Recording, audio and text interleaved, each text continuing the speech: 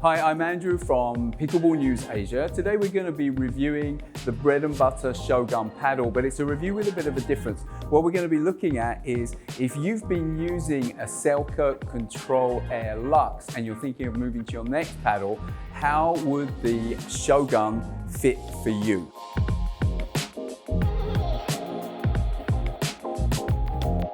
Okay, so let's start with how does a paddle look? Obviously it's subjective, everyone has different feel about how a paddle might look. To be honest, everyone that I've spoken to that looks at this seems to think it just really looks nice. They like the color scheme, they like the design. Everyone thinks it's Japanese even though it's American, but it's really nicely put together. So once you take this out of the box, people really like what they see.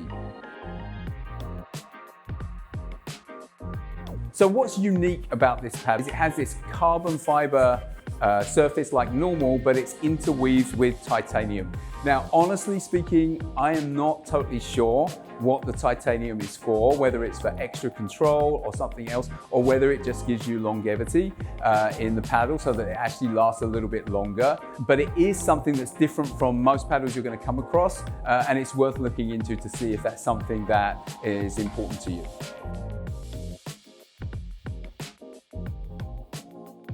So let's start with the feel. It's really, really difficult to describe. When you hit the ball with this paddle, it kind of feels like, almost like it sticks to the surface for a microsecond or it absorbs the ball. So you get this real feeling of control. What I found is from moving from a Luxx to this, that when you're playing the short game, you're trying to pick up short shots or you're trying to reset, actually the control feels really, really good. If I'm serving with the Luxx, I hit it really, really hard, and yet the ball won't go out. It will still drop short and land in. I've found I've had to change my serve a little bit with this because if I hit at the same level of power, it really does pop and it goes a lot further across the court. So I'm having to change my service a little bit to accommodate for what I was able to do with the Luxx before. So those are the main things that if you're transitioning from a Luxx to this paddle, that you would need to think about, but there are a couple of other things as well. So obviously compared to the Luxx, you have this around the edge which gives you more protection, and one of the problems that I had with the Luxx before was it chips very easily. So what we're hoping, and I'm hoping, is that this will have a longer life, particularly with the protection around it.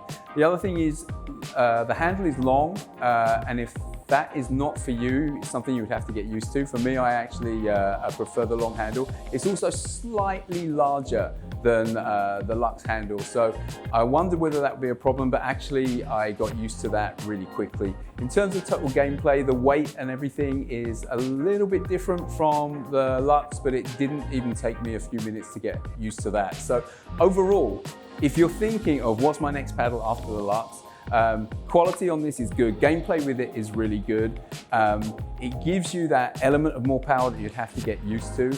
But the thing that makes this, for me, really something that you should think about is that you don't get that compromise on control. So everything that you might have liked about controlling short shots and slow shots before, you're going to be able to do with this and not risk suddenly getting balls popping up with a more powerful poppy paddle that's slightly designed differently from this. So in our view, if you're thinking of that next move, this is a great one to try if you're moving on from that Selkirk Luxx Control Air.